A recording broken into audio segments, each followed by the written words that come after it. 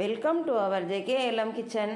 சின்ன குழந்தைங்கலேருந்து பெரியவங்க வரைக்கும் நம்ம எல்லாருமே பீச்சுக்கு போனாலோ அல்லது ரோட்டோர கடைகள்லையோ உப்பு போட்டு வறுத்த வேர்க்கடலையை எல்லாருமே வாங்கி சாப்பிடணும்னு ஆசைப்படுவோம். அந்த வேர்க்கடலையை அதே டேஸ்ட்டில் எப்படி நம்ம வீட்டிலையே செய்யலான்னு பார்க்கலாம் வாங்க. 2 கப் வேர்க்கடலை ஒரு பவுலில் ஆட் பண்ணிக்கலாம்.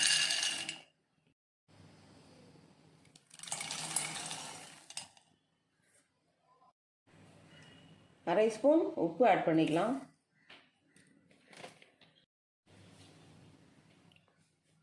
கொஞ்சம் கொஞ்சமாக தண்ணி தெளித்து வேர்க்கடலையை நல்லா பசஞ்சிக்கலாம். உப்பு நல்லா மிக்ஸ் ஆகிற அளவுக்கு நல்லா பசஞ்சு விட்டுக்கலாம்.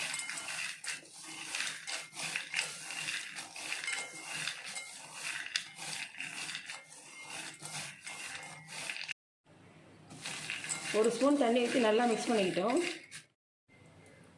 இன்னும் ஒரு ஸ்பூன் தண்ணி ஆட் பண்ணிக்கலாம்.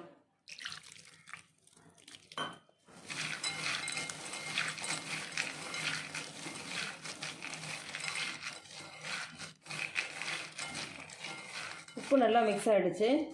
இப்போ க்ளோஸ் பண்ணி வச்சு 1/2 அன் ஹவர் ஊற வச்சுக்கலாம்.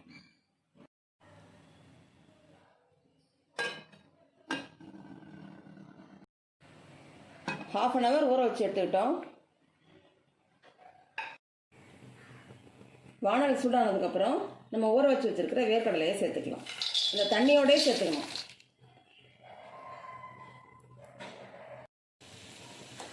நம்ம வேர்க்கடலையை ஆட் பண்ணதுக்கப்புறம் ஸ்டவ்வை ஹை ஃப்ளேம்லேயே வச்சுட்டு கையெடுக்காமல் நம்ம வறுத்துட்டே இருக்கணும்.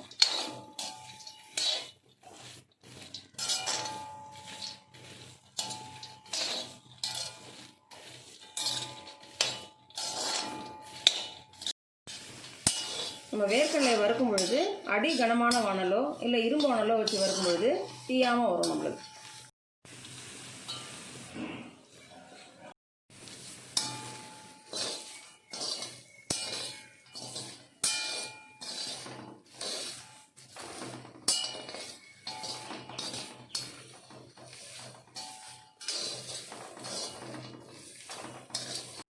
அஞ்சு நிமிஷம் ஹை ஃப்ளேமில் வச்சு நல்லா வறுத்துக்கிட்டோம். இப்போ ஸ்டவ்வை லோ ஃப்ளேமுக்கு மாற்றிட்டு நிதானமாக வறுத்துக்கலாம். கை எடுக்காமல் வறுத்துட்டே இருக்கணும்.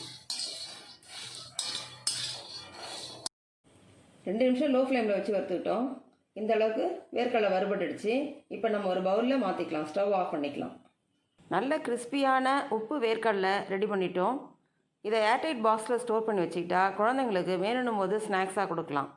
இந்த வீடியோ உங்களுக்கு பிடிச்சிருந்தா லைக் பண்ணுங்கள், கமெண்ட் பண்ணுங்கள், ஷேர் பண்ணுங்கள். மறக்காமல் சப்ஸ்கிரைப் பண்ணுங்கள்.